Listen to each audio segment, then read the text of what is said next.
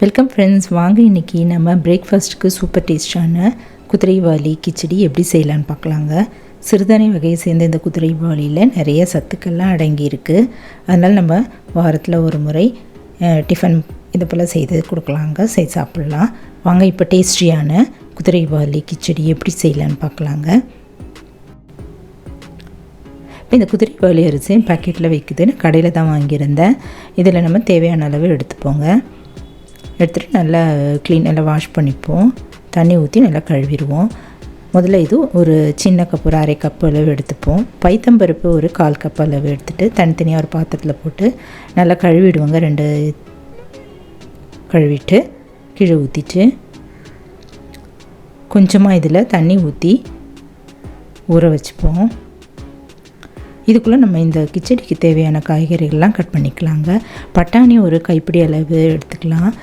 இப்போ சின்ன க்யூப்ஸாக கட் பண்ண கேரட் 1 அரிஞ்சு வச்சுருவோங்க.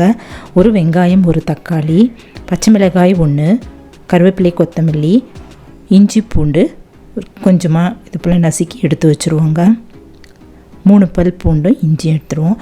இப்போ அடுப்பில் ஒரு கடாய் வச்சுட்டு அதில் ஒரு 3 ஸ்பூன் ஆயில் இல்லைன்னா நெய் ஊற்றிக்கலாம். இப்போ எண்ணெய் நல்லா காஞ்சதும் ஒரு சின்ன பீஸ் பட்டை, 1/2 டீஸ்பூன் அளவு ஜீரகம் போட்டு தாளிச்சிடலாம். இப்போ கட் பண்ண வெங்காயம் போட்டு வதக்கிக்கலாங்க. வதக்கிட்டு கூடவே நம்ம நசுக்கி வச்சுருக்கிற பூண்டு, இஞ்சி இதையும் போட்டு வதக்கிடலாம்.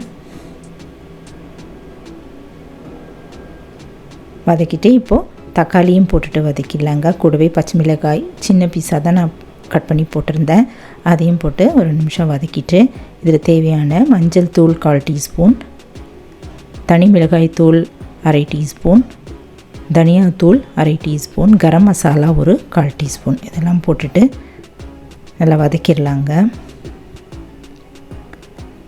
வதக்கிட்டு இப்போ நம்ம கட் பண்ணி வச்சுருக்கிற காய்கறிகள்லாம் இதில் போட்டுக்கலாம். பட்டாணியும் கேரட்டும் இதில் போட்டு 2 நிமிஷம் இது போல் வதக்கிடலாம். இதுவும் நல்லா வதங்கிடுச்சுங்க.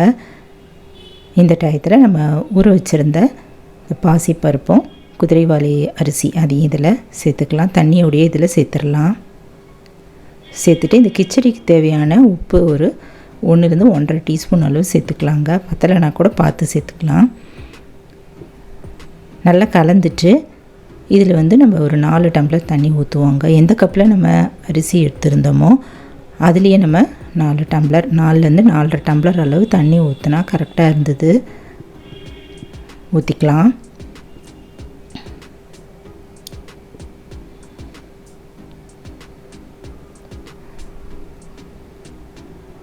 தண்ணி தேவைப்பட்டதுன்னா கூட நம்ம கொஞ்சமாக ஹாட் வாட்டர் இதில் சேர்த்துக்கலாம். கடைசியாக ஹாட் வாட்டர் சேர்த்து வேக வச்சுக்கலாங்க. இதில் நல்லா கலந்துட்டு மூடி வச்சிடலாம். மீடியம் ஃப்ளேமில் வச்சுட்டு நல்லா 20லேருந்து 25 நிமிஷம் வரைக்கும் வேக வச்சுக்கலாங்க. கிட்டத்தட்ட 25 மினிட்ஸ் ஆகிடுச்சு. இது நம்ம குக்கரில் கூட வேக வச்சுக்கலாங்க. குக்கர்லனால் நம்ம இதே அளவே தண்ணி ஊற்றிட்டு மீடியம் ஃப்ளேமில் வச்சுட்டு ஆவி வெயிட் போட்டு 3 விசில் நம்ம இறக்கிடுவோம். இப்போ இதுவும் பாதி நல்லா தண்ணியில் வத்திருச்சுங்க. இன்னமும் வேகணும். மூடி வச்சுருவோம். அடிக்கடி நம்ம அடிப்பிடிக்காமல் கலந்துக்கலாம்.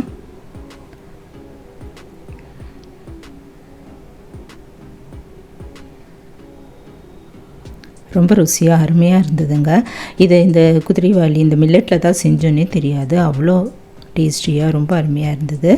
நீங்களும் ட்ரை பண்ணி பாருங்கள்.